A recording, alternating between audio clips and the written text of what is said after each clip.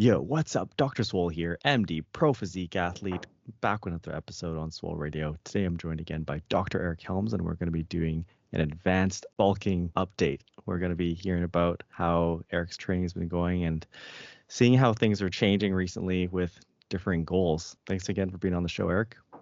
Always a pleasure, man. Thanks for having me back on. Yeah, so I was thinking we could just jump right into it.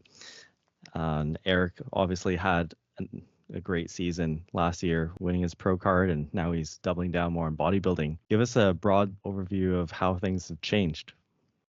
Yeah, I think the biggest change was that I have always been a strength and physique athlete, with my goals being to maximize my potential in both. For those who aren't aware, I've done, 20-ish strength sport competitions, mostly powerlifting, with like 5 weightlifting meets sprinkled in there, a couple of strongman competitions, and also one Highland Games competition. My last powerlifting meet was actually in the midst of my contest prep in 2023, and it went really well. But I got to the point where I started to realize, especially after winning my pro card in my second to last show at WNBF Australia in Brisbane last year, that if I want to now, after 20 years of lifting, try to progress and make a dent in the pro ranks and actually improve from where I am, that it's going to be really challenging to do so if I don't specialize and really just hone in on the bodybuilding goals specifically.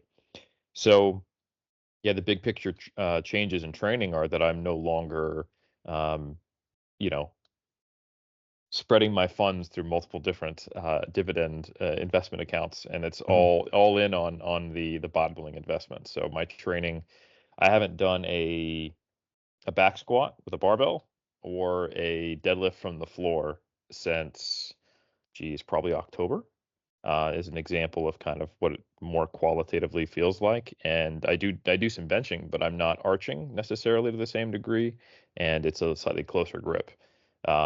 And my rep ranges are almost exclusively in like the 4 to 30 rep range. Training with a lot more volume, a lot closer to failure. I'm emphasizing a lot more lengthened positions, and my split is a little more body partish, although I train a fair amount of muscle groups on the same day sometimes. Like I have a limbs day, for example. I have legs and arms, and then I have a lot of upper body days and only one pure leg day. But yeah, I train 5 days per week, and there's a whole lot of machines, whole lot of cables, also a fair amount of free weights. And while I'm definitely invested in progressive overload and seeing my weights go up, I'm not trying to increase my 1RM strength, so I don't really have to kind of split my focus or use more complicated approaches that include periodizing training at different times when I have a meet coming up, etc. Yeah, great. Lots to dive into today, and we want to do an in-depth analysis of Eric's current training and nutrition setup. So maybe just starting off with training, how would you break down your split? Yeah, so I have 5 days per week that I train. I take Wednesdays and Sundays off. I start the week off with a upper body session that is really focused on everything except my arms. So it's back, chest, and shoulders. Then the next day I come in and I do my limbs day. Like I mentioned, that's legs and arms. That's probably one of, if not my most, it's right there up with my most challenging session of the week. So then I take Wednesday off for recovery. Thursday I come in and it's a comprehensive upper body workout. And then Friday is my lower body session, pure lower body, just it on in and of itself. And then Saturday I have another upper body session that's more focused on shoulders and arms, but it still does hit a little bit of chest and back. Then I take Sunday off and I do it all over again. Each one of my sessions, I am typically taking between an hour to an hour and a half to complete. So I think on average, I train about 6 hours per week. And I get through what many people seem to be thinking is an impressive amount of volume and work in that period. And I use a lot of time-saving techniques to do that, because I'm a pretty busy person, obviously, outside of my own personal training. So I do antagonist paired sets whenever possible. I do a fair amount of drop sets or rest pause work. And sometimes I will extend a set if with like length and partials till I can no longer get the range of motion till this kind of totally decays. as a method to make sure that the work is very high quality. So yeah, and I'd be more than happy to go into any additional specifics there, but I'm broadly, in terms of how much work I'm doing, if we count every rest pause set as a set, if we count every drop set as a set, and if we count all indirect work for a muscle group as a 1-to-1 ratio, just like we count direct work, I'm doing close to 30 sets per week for like chest, back, shoulders, and closer to 40 sets per week for my arms, because all that indirect work. And then in the right around 20-ish sets on average for glutes, hams, and quads. And then it's really just my calves that aren't getting a tremendous amount of volume. I think they're at 9 sets, unless you want to count like hamstring curls and stuff, and it's a little more. Okay. In terms of the rationale behind your split, were there any specific, reasons why you set it up this way, and maybe in terms of aligning with your goals? Yep. The first thing that I did was I sat down with all the other 3DMJ coaches after my season in 2023, and we looked at my how I stacked up in the middleweight lineup of the pro division of the WNBF Worlds, where I placed 7th out of 9th, and just trying to see where did I need to improve. And it's an interesting thing, when I was an amateur, there was very targeted improvements that we thought I needed to make. And they were, hey, we need to improve your symmetry and your X frame. So a lot of work in the lead up from 2019, my last season, to 2023 was focused on bringing up my middle delts and my lats so that I just had a more impressive X frame. And that was successful. Relatively small changes in terms of actual like tissue, but noticeable changes in certain poses. And those were weak points for me previously. And that was enough for me to get a pro card. And I think there's such a stark difference between competing as an amateur and a pro in high level natural bodybuilding, like we're talking about WBF Worlds, to where all of a sudden things that used to be your strengths just are acceptable when you compare them to other athletes at that level. I think most notably, I haven't intentionally tried to bring up anything in my lower body except for my calves in the last 13 years, because I was always bottom heavy. And if you were to look back at, say, my 2011 contest pictures, it's very obvious how much smaller my upper body was than my lower body, and I had some big symmetry issues.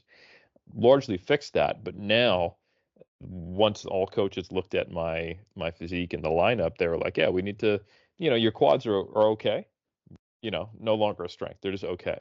And, we could probably use with some more glute size, a little more hamstring size, and your quads don't look very thick from the side and the side relaxed.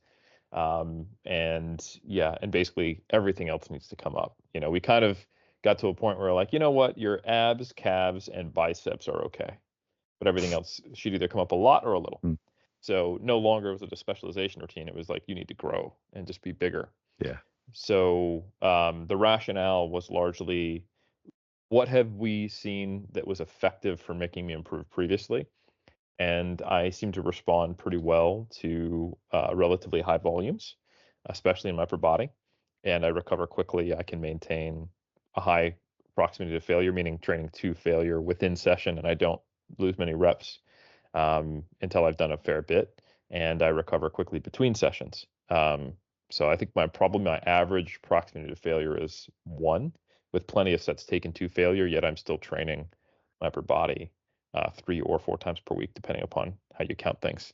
And that hasn't prevented me from progressing or doesn't cause like really variable performance, which I think is a great indicator of fatigue being a little out of whack. So that's kind of the rationale. The actual structure of the setup is just to allow sufficient recovery to come back in and perform well. So, for example, day 1 is upper body except arms, so that day 2 is lower body plus arms, and then I get a full day off before I come in and I train the whole upper body. And then, my Friday is my next lower body session. So the Tuesday and Friday are basically the most distance of recovery I can have on those truly challenging days. And my soreness is elongated the most in my lower body. And then, Saturday I come in, hit the upper body again, basically. And I'm pretty fully recovered from the Friday, or I should say the Thursday workout on that day. and then I have Sunday before I come in and hit it again. So it's almost like every other day I'm training my upper body except for that. Um, yeah, that's essentially it. Which is still kind of always the thing I need to bring up, just due to my rib cage shape, clavicle width, height, and just kind of overall structure. I really have to accentuate my upper body width to be competitive, especially from the front and with the pros. So yeah, definitely a lot of work being put into that. I do a fair amount of very specific targeted work on my middle delts and my lats. So yeah. Yeah, a couple of interesting things. It's something that I don't think a lot of people realize, but at a high level in bodybuilding, the scale weight actually doesn't change, like may not actually change very much, but you could actually have significant visual progress. And yeah, it's interesting what you said about how maybe the tissue weight didn't actually change that much, but you can visually notice changes. And yeah, it's people, beginner, like a lot of beginners will ask you like, oh, how much weight are you gaining? Like 10 hmm pounds, 20 pounds. And it's like, no, we're not, like the numbers don't sound very impressive, but there are noticeable differences at an advanced level that are very nuanced. Yeah, I think one thing that is more notable, like if you look at my 2023 season versus 2019, a couple things. I did get leaner. Like if you look at my peak condition at Worlds, it was probably a little bit leaner than I was in, say, the Muscle Mayhem that I did in 2019. Not substantially. Like I was pretty damn shredded in both seasons, but a little bit leaner. So the fact that my stage weight was pretty similar, that indicates some improvement occurred. Um, but also, if you look at where did my physique improve, like you can see that my lats stick out a little bit more and my front relaxed, a little bit more my back relaxed, and you can see a little more capping to my delts. But what does it mean to have an additional half centimeter to your delt width in terms of actual gram weight of the middle deltoid? Hmm. Probably not a lot, So, um, with that said, I have noticed some, now that I've really doubled down on bodybuilding and I've really pushed myself into like kind of the most I can handle right now. Like I am definitely found that balance between recovery and stimulus, to where like if I start getting poor sleep, or if I have to um like if a day where I have to skip a workout and I have to backload it and I do 4 days in a row, like it throws things off, like when there have been times where, you're training 4 days per week, you're not necessarily pushing the limits of your recovery, and you have a lot more flexibility in the way you can train, right? I remember being a younger man, my sleep might have not have been as good at certain times. I just didn't care as much about recovery or notice it, and I'd be fine. But that's not the case now. So with all of that, I have seen some tremendous progress. Probably the best gains I have made in more than a decade, I would say. Um, and in terms of like my body composition, which I've actually done some high levels or high accuracy skin fold testing, and not looking at a body fat percentage or anything like that, but measurements by an ISEC anthropometrist for skin fold thicknesses, my body weight, and as well as my girths. Um, I do think I will be a couple kilos heavier on stage next time I compete, which is saying something. Um, Crazy. so yeah, I really think the visual changes, you can get them, and a lot of what explains that anecdote of high level natural bodybuilders typically not seeing substantial changes in scale weight, um, at least at a certain point in their career, is true. And a lot of that is explained by small changes to specific specialized areas, or more often just getting leaner. And if you get leaner and your body weight's roughly the same, then you've done a good job.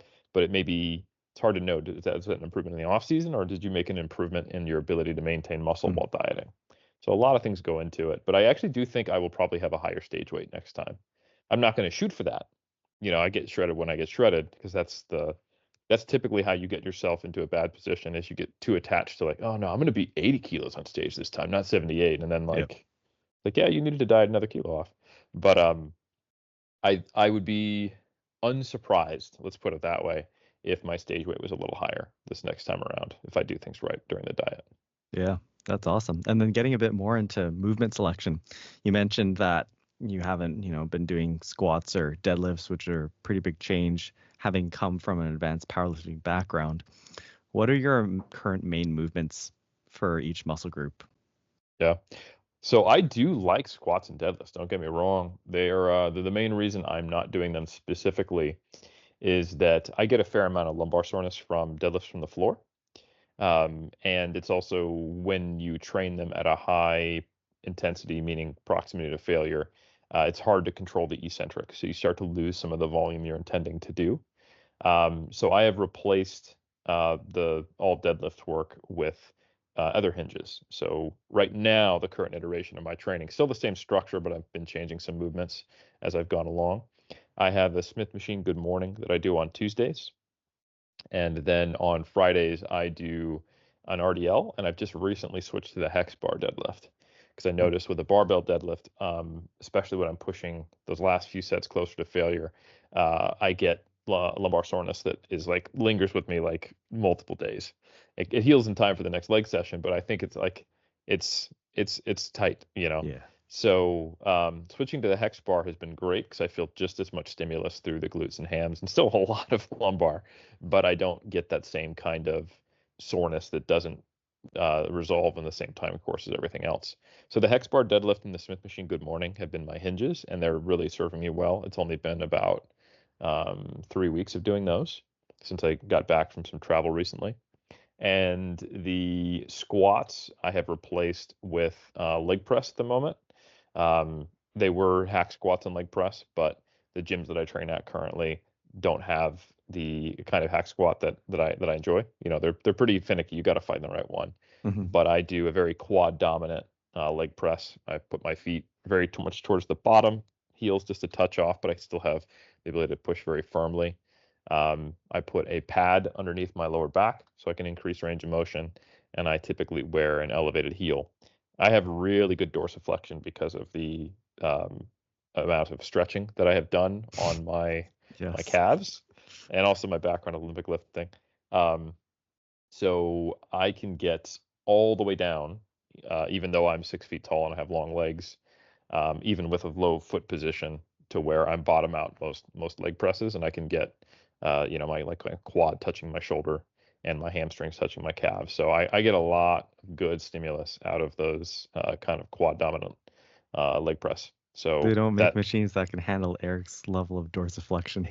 they can't handle my dorsey, baby. No, so it's pretty good. It's pretty good. So my main quote unquote squat pattern is leg press.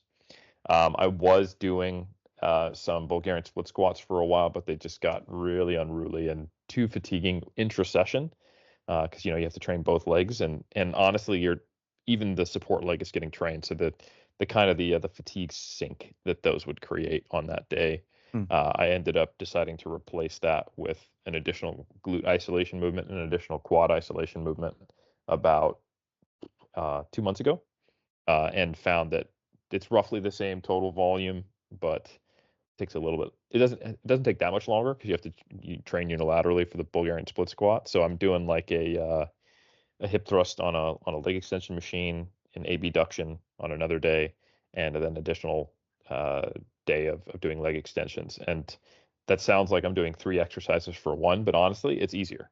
So it's those types of swaps that you have to think about when you're pushing it and redlining it, and trying to get to where you're playing kind of a game of optimization and trying to fit things into this kind of limited set of resources. So yeah, that's those are my primary hinge and squat patterns: 2 leg presses, Smith machine good morning, and a hex bar RDL.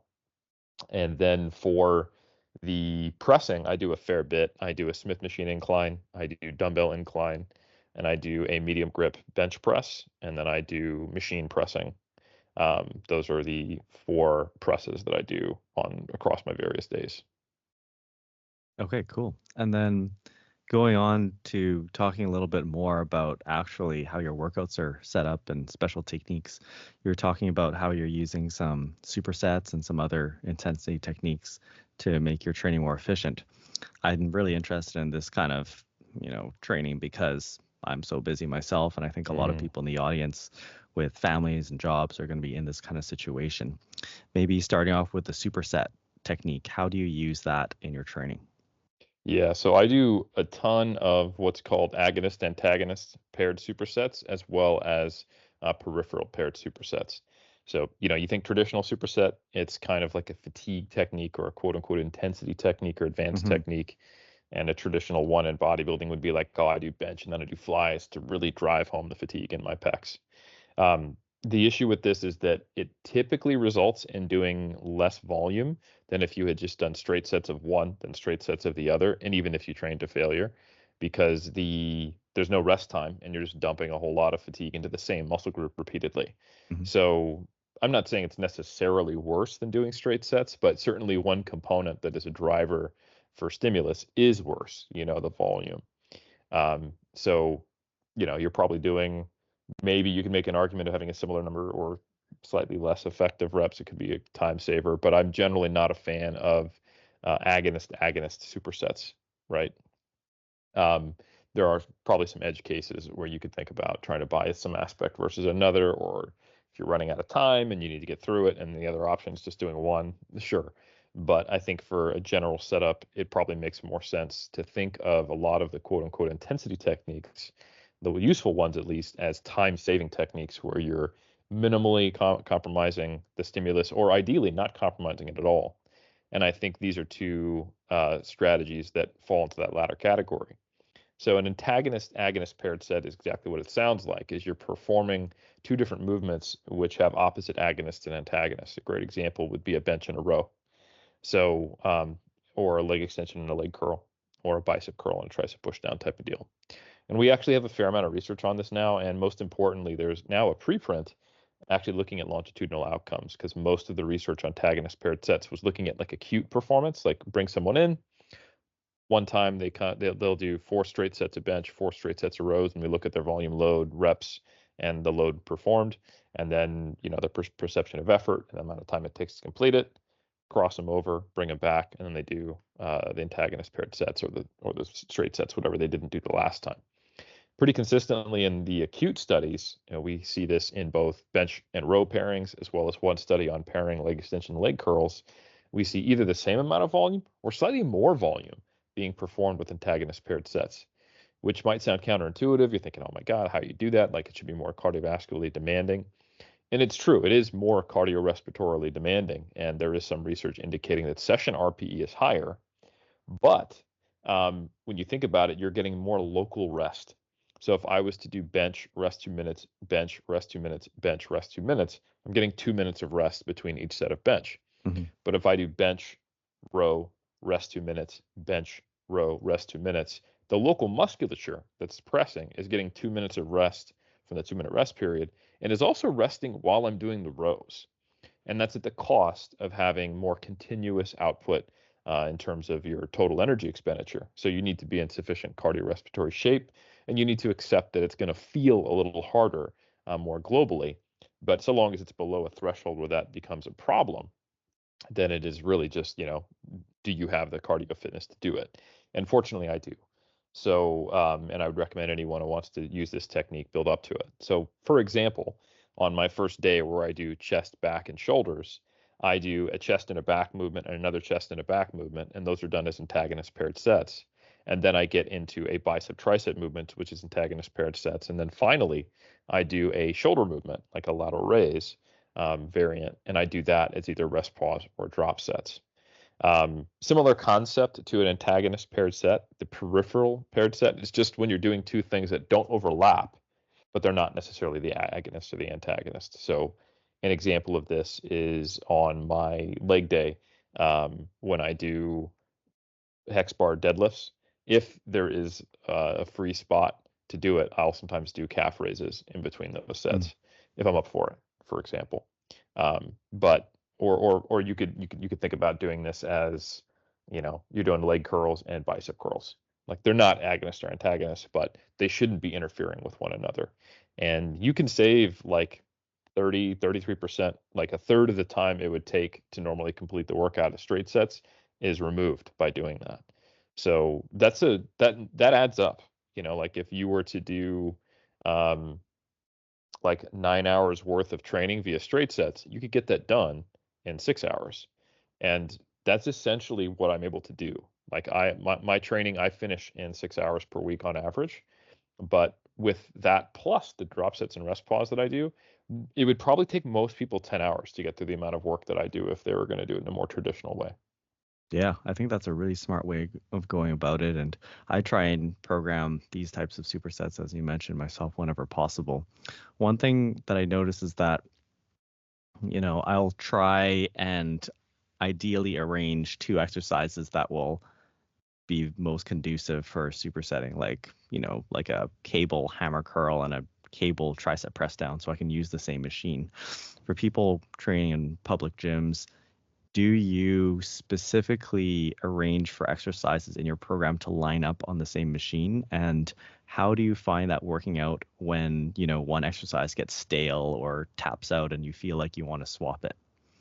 Yeah. So the first question is the timing of when you train really does make a difference. Fortunately, I work for myself, so I often go to train at like 3 p.m. or 2 p.m. And that is smack in the middle of the two times where people are typically training. People train at lunch, so they're done by then, or they train after work, so they're not even in at that point. So it's rare that I have actually where I can't just lock down two machines. Like I would never do that at peak hours in a commercial gym. I'm just not that much of a dick.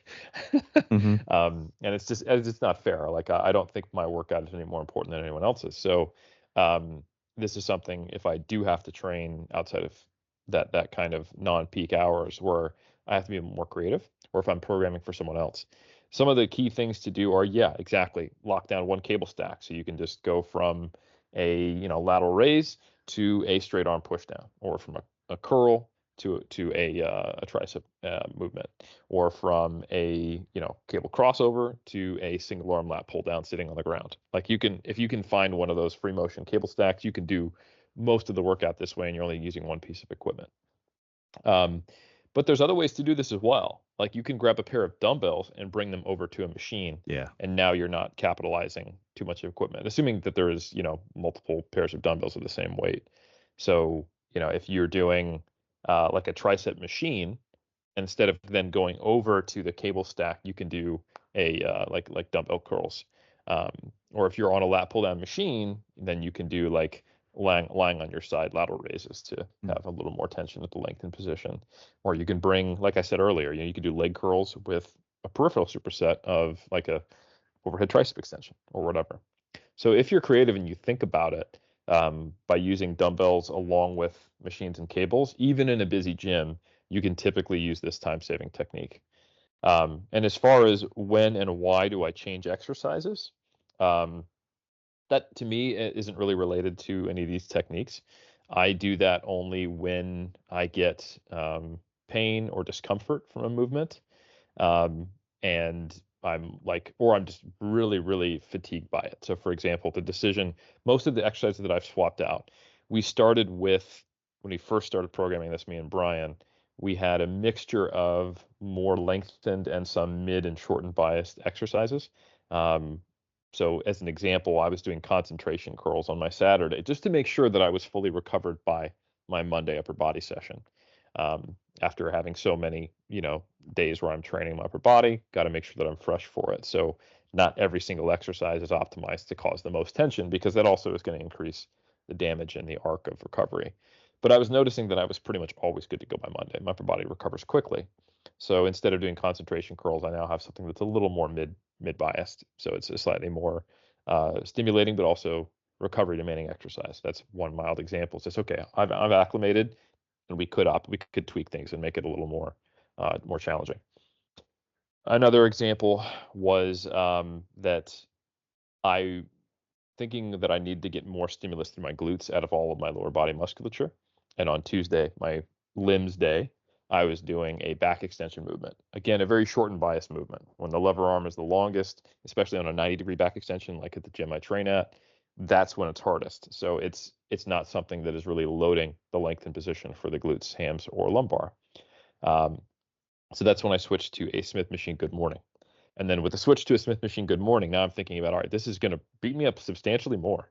Now we have the exact opposite force profile. When my body is in this position, 90 degrees, my torso is almost parallel to the ground, and my limbs are straight. That's when the tension is highest. just like an RDL, a good morning is going to make you pretty sore through your glutes, hams, and lower back. You can mitigate that to some degree with the Smith machine and just being a little more controlled and targeted.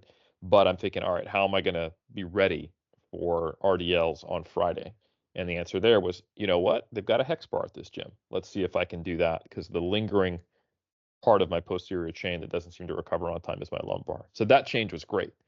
Being able to switch to a hex bar RDL after switching from a back extension to a Smith machine good morning. And that other example I gave earlier, the Bulgarian split squats, they were getting really tough once I'm having to grab 40 kilo dumbbells and do back to back left leg, right leg, left leg, right leg, left leg, right leg, left leg, right leg for 4 sets on each side. That would make the entire rest of the workout just kind of this slog zombie mode, Rocky kind of montage. Mm. And I was thinking the quality was suffering. So replacing that with leg extensions and hip abduction on that day, and then throwing in some additional glute work on another day to kind of make up for it, was an example of how I did that once that movement. Once I got up to doing 3x8 with 40 kilos in my hands on Bulgarian split squats with rear foot elevated, I was like, all right, this is just getting. I either switched to a Smith machine or a barbell, and that's like it's a little bit better, but it's still quite challenging. So that was the type of change I made. And there has been a couple times where I got elbow tendonitis from the amount of arm volume I was doing. And the changes I made for that were doing higher reps, using BFR for a while, or doing more neutral grip work. And that has totally actually subsided now. I've acclimated to it, and I haven't had to think about that or worry about that at all. So that, with some place deloads as well, also was helpful. So that's how I address kind of those issues and why and when I swap out a movement. Mm-hmm. Yeah. And going on to some of the other intensity techniques, you talked about using rest, pause, and variations. Tell us about how you use those. Yeah. So first off, if anyone does really want to do a deep dive on this, I want them to check out massresearchreview.com. Dr. Zerdos and I wrote primarily him, by the way, so big credit to Dr. Z. He wrote a massive training guide, is what we call it, on how to implement time-saving techniques, where we go through rest, pause, drop sets, and antagonist paired sets, and peripheral supersets, and how to integrate that into both the hypertrophy and strength protocol.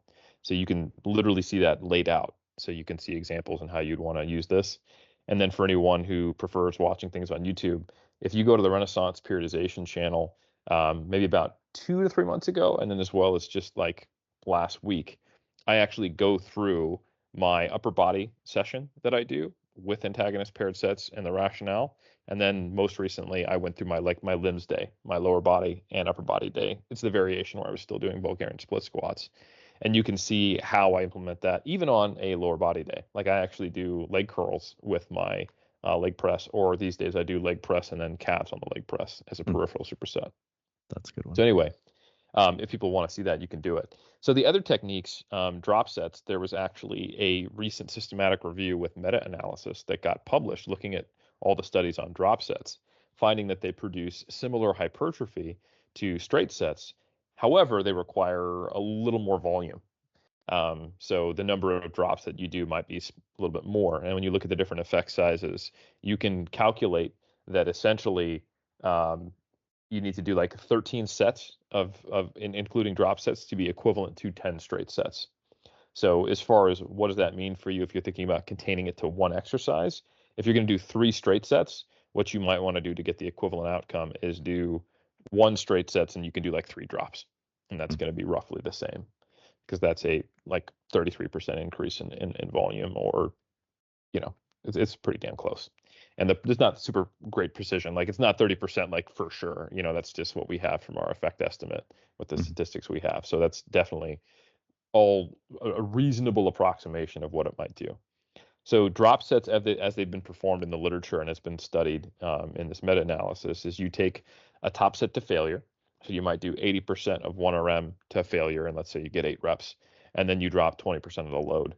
And then you drop 20% of the load, and you drop 20% of the load each drop, and then you train to failure again. And that is equivalent to slightly fewer straight sets. It allows you to kind of train, quote unquote, past failure, if you will. And that's one potential technique. That's probably the most studied one, because there's actually been enough to meta-analyze it. But there are other techniques like rest pause, There's a conference abstract on myoreps, which are just a version of rest pause, where you're not necessarily training to failure.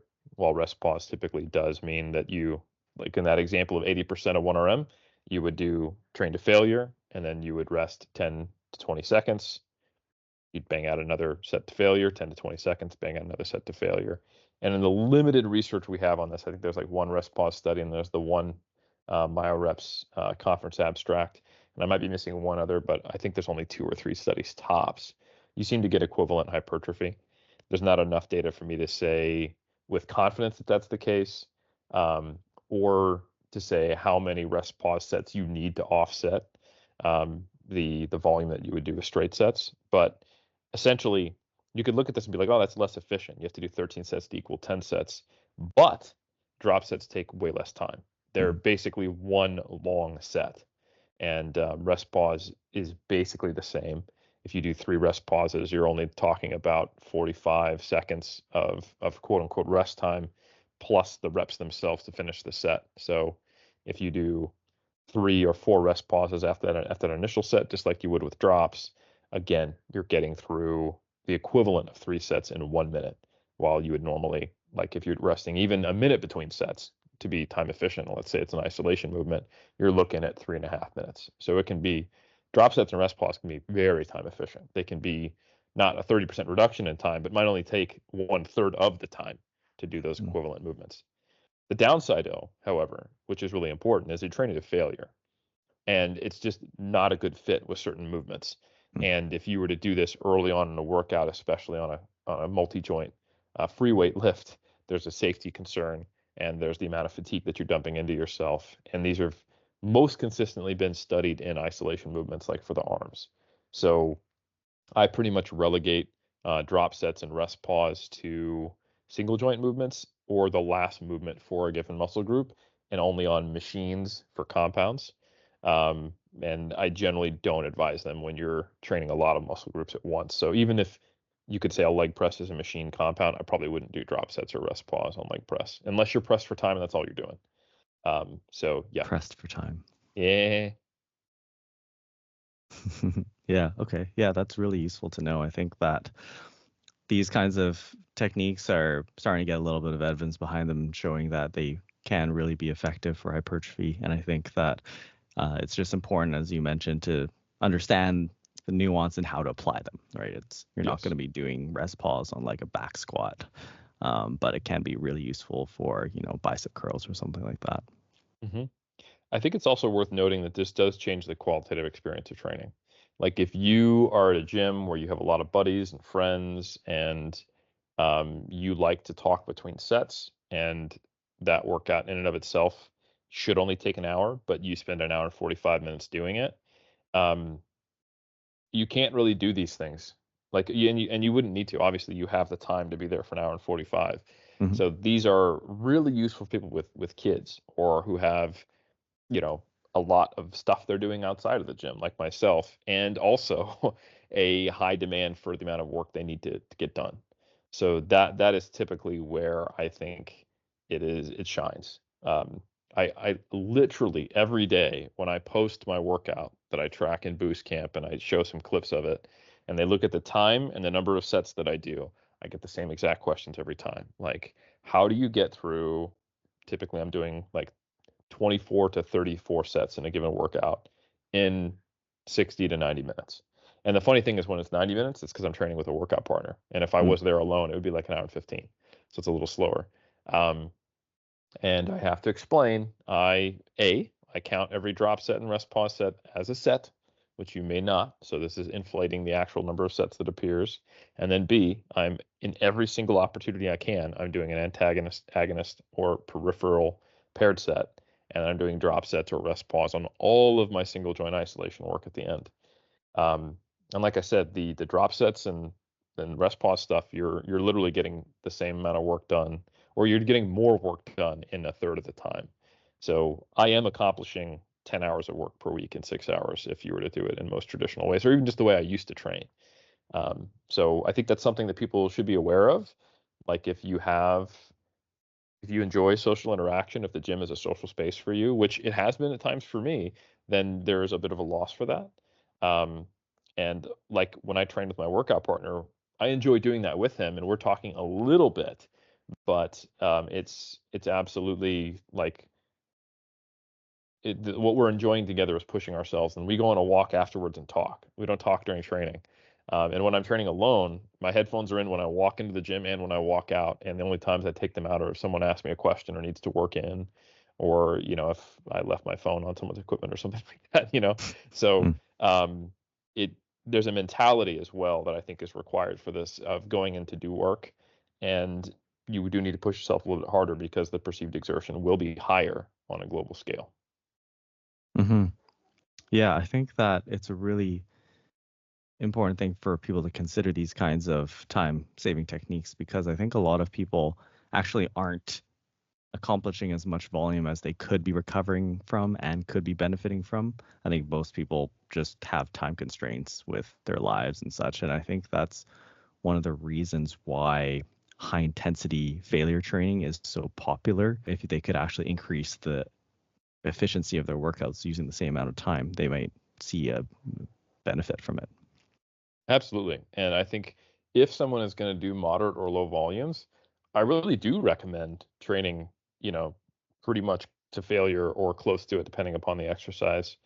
Um, it makes the most sense. And we have at least a basic understanding of the relationship in isolation that within the context of a given set, training closer to failure is more effective than not. It doesn't mean it's necessarily always better to always train to failure when you think about doing higher volumes, higher frequencies, etc. And what else do you have to do in the workout? Because there's an effect from both volume and proximity to failure, and maybe a small effect from frequency. So, once you turn one dial up all the way, it could potentially have negative knock-on effects where you're not necessarily optimizing all the variables. But if you're starting with the precept of I'm doing a low volume, relatively low frequency program, then absolutely turn that intensity dial up because you'll get a whole lot more out of it. So I think that's a really good point. And I think sometimes people get in debates over volume intensity because they're fundamentally talking about different problems. The person who is doing a really high volume protocol, many times, not always, sometimes they're just doing an unnecessary amount of volume and they're probably not training hard enough.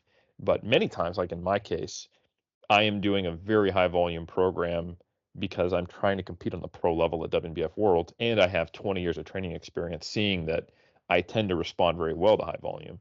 I don't like that. That's not my goal. I'm not doing work to do work.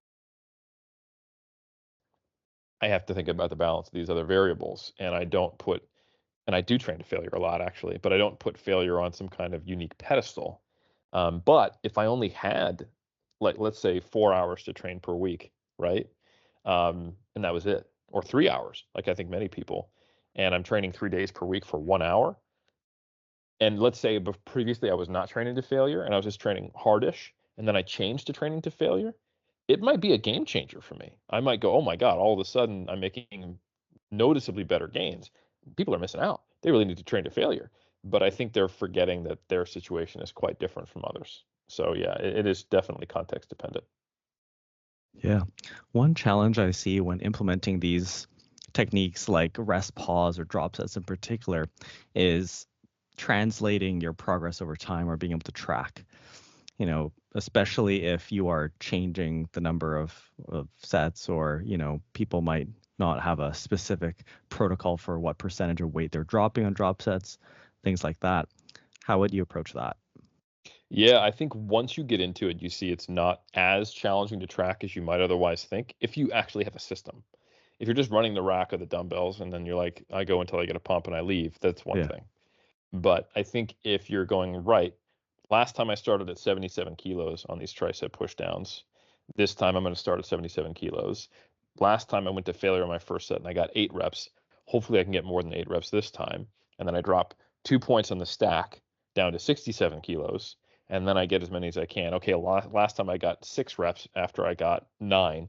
And this time I got 7. Awesome. And then you have some system by which when will I go up? Okay, once I can get 15 reps with 77 kilos on the first set, at that point, I'm going to go up one notch up to, okay, now we're going to go to 80.5 or whatever it is, right? So I think that's the kind of mentality you need. you're looking at the collective amount of work done across all the sets in the series. You're making the same drops. And I think the easiest way to do it is once you hit a certain number of reps on your first kind of quote unquote activation set at the same proximity to failure with that load, like I think 15 is a decent one, or you could even go up to 20, then you can progress. I think the thing that is quite interesting is that people fatigue very differently person to person on these. So like I mentioned, my workout partner, he has actually a cycling background, does a lot of cycling while he trains with me, but doesn't do all of my training with me. Um, I will drop 2 plates on the stack when we're doing like drop sets on arms. And if he drops 2 plates, his reps start to inflate. And by the third drop, he can get like 30 reps. And he's just, going to make himself nauseous. So he has to only drop 1 plate. And he's not that much weaker than me. Like he's a little bit weaker than me, but we're talking, let's say if I start at 77, he might start 1 plate lower than that. So I end up dropping 2 stacks, because if I only drop one, then I'm only getting like doubles and triples. So I have found personally to get at least like 4, 5, 6 reps on my drops, I need to drop 2 plates on the cable stack, and he has to drop just one. So I start heavier, but he finishes heavier than I do, and we complete a similar amount of volume, which is kind of interesting. So the fatigue patterns are going to be unique to the person and the adaptations and prior training experience and physiology they have. So it's that's just something you're going to have to play by ear. You probably want to be getting at least 5 reps or more when you're doing drop sets, for them to be comparable to the research that has shown it to be similar. So I think that's one thing to be mindful of. Mm-hmm. Awesome. And then switching gears a little bit, just to touch on nutrition. How are things going in terms of your diet right now compared to before?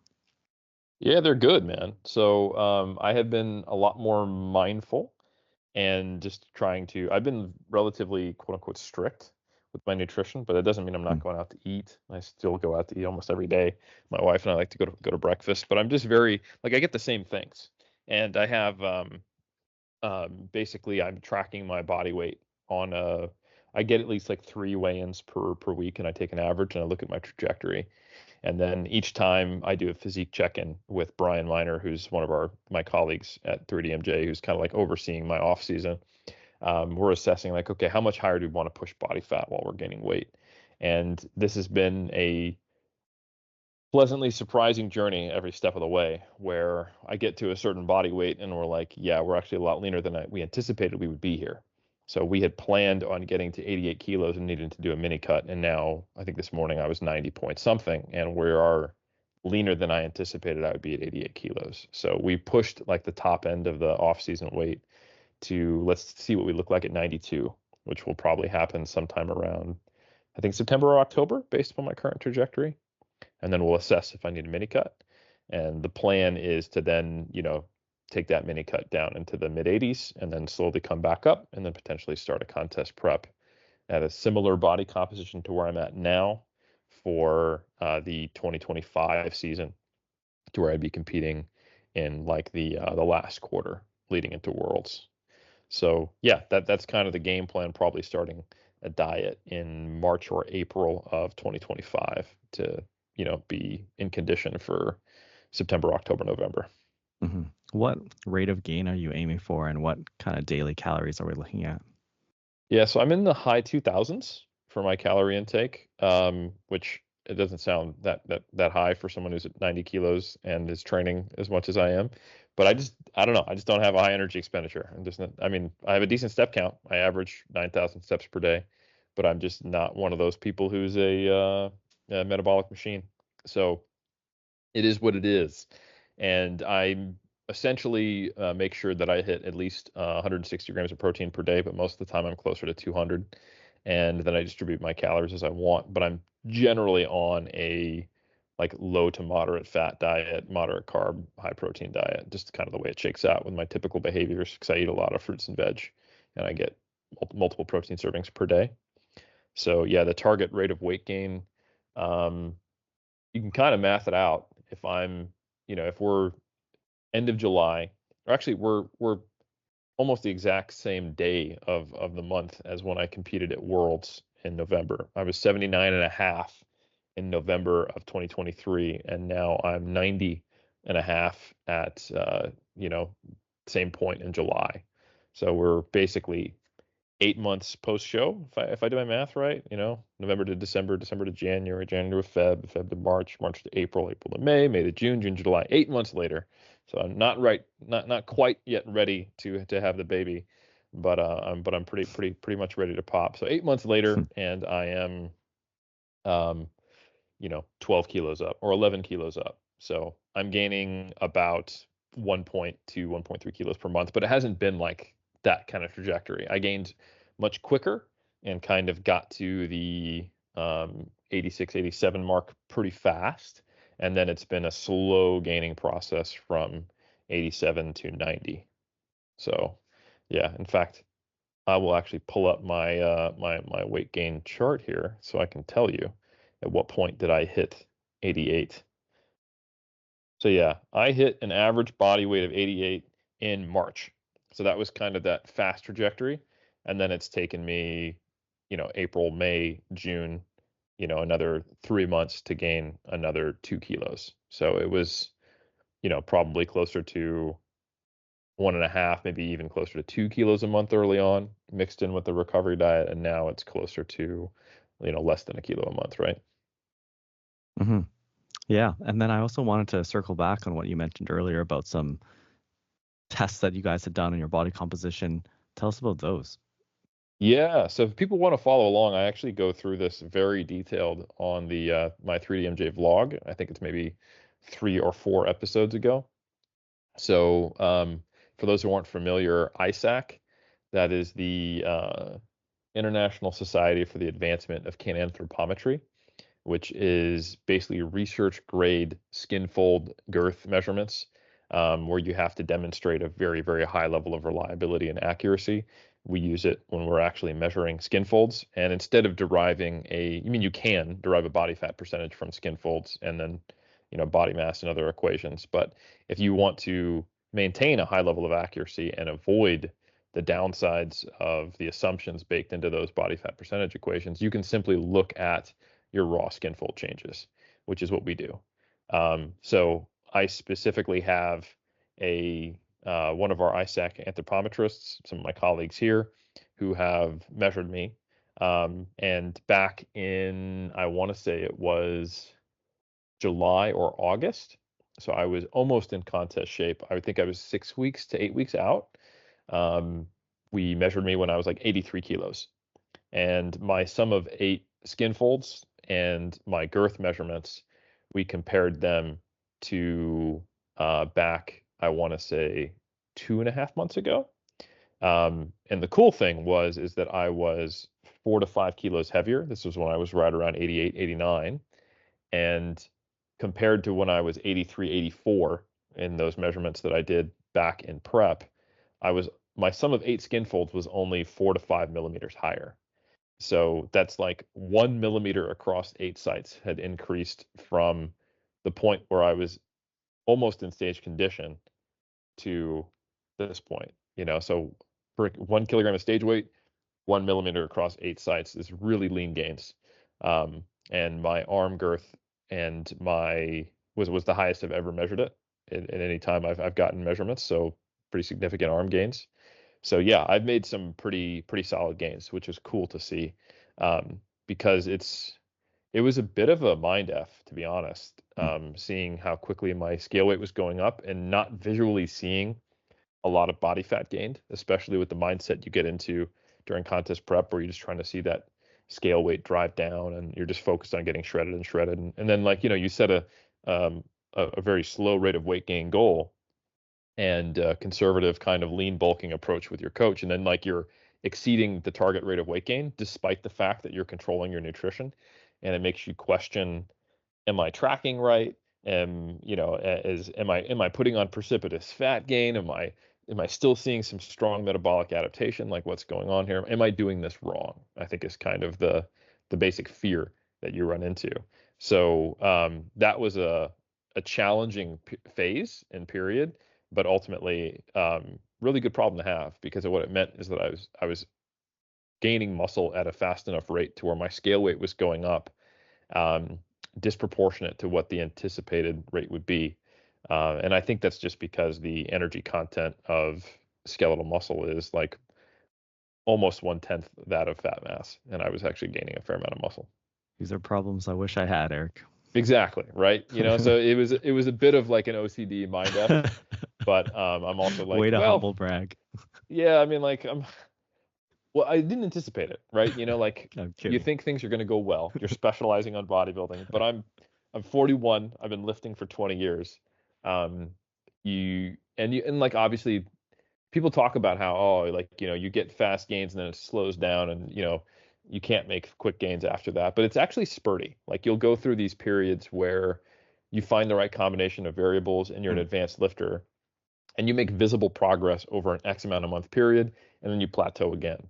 So like when you take a far enough step back, yeah, you've got this slow arc of gains as an intermediate or an advanced lifter. But when you zoom in, it looks like, you get these rapid gain periods, and then you get these periods where you're scratching your head, going back to the drawing board, and it's not working. And I'm sure anyone who's been in the gym for a long time or coached, sees that. So yeah, I'm definitely humble bragging. I'm not going to lie. Like this has been fantastic off season. It's one of the best I've ever had. And I do think that I'm going to have a noticeably better stage appearance next time after having my first like true pure bodybuilding off season as a pro. And the motivation, I think it's a huge part of it as well. Like qualitatively, it is so much easier for me to push myself to places in training that would normally require a lot more gathering of will to do. It's not like I wasn't training hard before, but the consistency at which I'm maintaining a very, very high intensity of training qualitatively is let's just say I'm proud of myself. So I know that I don't have much more to give right now. Like if volume needed to go up right now, I'd be like, oh, where are we going to fit that in the margins? I'd be kind of like an accountant trying to balance a budget. Yeah, I mean, that's why we're having you on, Eric. I think that success leaves clues, and obviously your official bodybuilding prep improvement season has been very successful so far, and I think that people are going to learn a lot from this. And the best part is, you went into this with a very deliberate manipulation of all your training and diet variables to bring together this result. Kind of looking back, were there any aspects of the programming that you would say have made the biggest difference? Yeah, I think it's essentially three things. So it's no one single factor. It is one, I am no longer having to balance the demands of doing the big three. Yeah. Which even when you do them for kind of like a minimum effective dose for me to maintain strength is working up to a heavy single and doing a couple back offsets 2 times a week on squat, 2 to 3 times a week on bench, and then once a week on deadlift. Collectively, altogether, if I was to take all of that and put it in one workout, it's only maybe an hour of training. But that additional hour of training is also with relatively high loads for relatively demanding movements. And when you're in that point where I am now, or like I said, if I wanted to add anything more, I would be like, where do I fit this? That's a notable amount of work and stimulus that I would not be able to fit. So that I think is a big thing, purely focusing on hypertrophy in a phase of my career where I am actually reaching a bottleneck where I have to specialize if I want to make further improvements. And that's true if I wanted to go the strength route. Like if right now, that's the minimum effective dose. Like if I wanted to actually improve as a power lifter, that would be very challenging as well. And I know what I would need to do there, and there wouldn't be a whole lot of time and room left to do much more than just kind of maintain my current physique. So that's one thing. The second thing is, okay, now that I've pulled that out, what have I filled that space with? And it has been a combination of a higher just training dose.